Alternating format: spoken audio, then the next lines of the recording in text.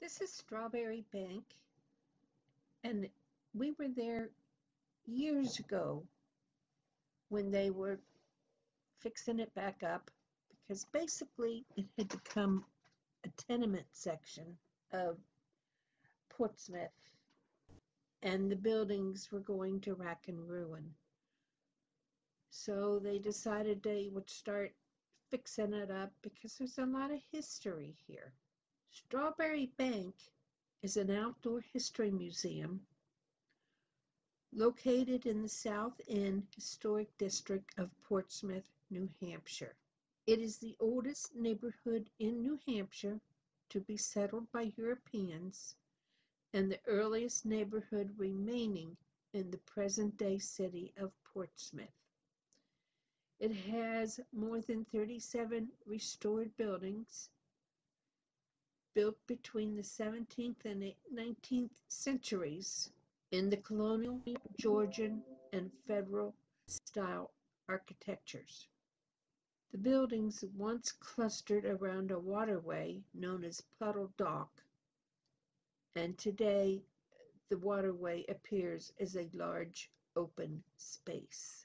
In 1630, when Captain Walter Neal chose the area to build a settlement, naming it after the wild berries growing along the river.